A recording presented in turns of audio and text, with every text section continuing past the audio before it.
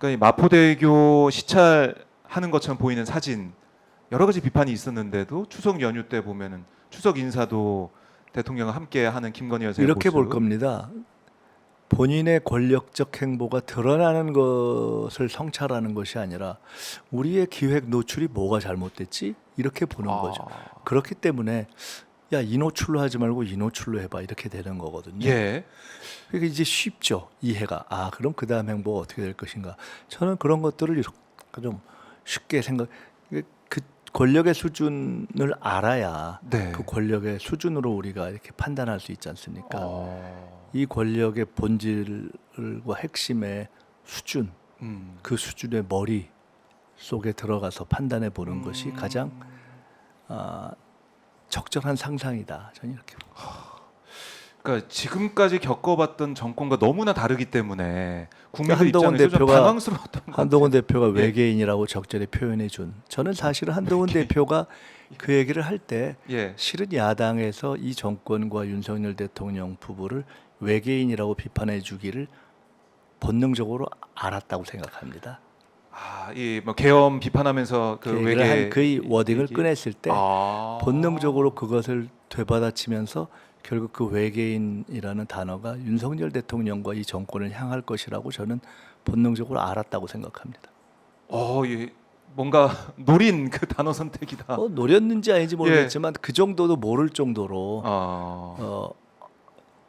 아주 모르진 않잖아요, 한동훈 대표가. 그러니까요. 뭐 한동훈 대표가 뭐 지금 윤석열 정권과 함께 가고 있는 것 좀 보이는데 의료 대란 이 문제와 관련해서는 조금씩 결이 다른 얘기를 좀 하더라고요. 의료 대란뿐만 아니라 제가 예. 어제 저희가 분석을 하면서 여러 가지 얘기를 했는데 저희가 나름대로 심층 분석을 한 것이기 때문에 네. 여권의 향후에 대해서 한동훈 대표에 대해서도 제가 몇 가지 진단을 했는데요. 네네.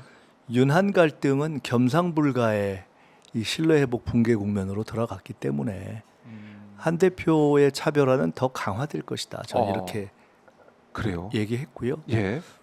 사실은 어제는 이제 시간과 분량의 제약으로 음. 조금 생략한 내용들이 많은데 어떤 게 있었습니까? 예를 들어 이런 거죠. 이게 원래 망할 때는 뭘 해도 망합니다. 그러니까 윤석열 대통령 입장에서는 한동훈 대표가 지금 어떻게 보면 이재명 대표보다 더 밉잖아요. 그래서 국회 개원식에 안 온 게 한동훈 대표 때문이다 이런 얘기까지 나올 아니 정도로. 그 이전에 밥을 안 먹었잖아요. 밥도 안 먹고. 예. 근데 밥을 안 먹은 것도 윤석열 대통령 입장에서 생각해 보면은 음. 윤석열 대통령이 먼저 시작한 게 아니라 한동훈 대표가 한번 밥 먹자는 거를 씹었잖아요. 맞아요. 그러니까 그걸 아프다고 안 갔다고. 가만히 있을 수가 없는 거죠. 근데 그때 이미 딴 사람들하고 밥 먹었잖아요. 네. 그때 알려져. 윤석열 대통령도 똑같이 한 거예요. 한 대표하고 밥 안 먹고 예. 바로 딴 사람들 불러서 밥 먹은 거예요. 딱 그 수준의 핑퐁이 왔다 갔다 하는 관계인 거예요.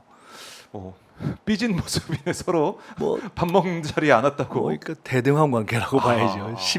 심리적으로 예. 아주 유사한 수준의.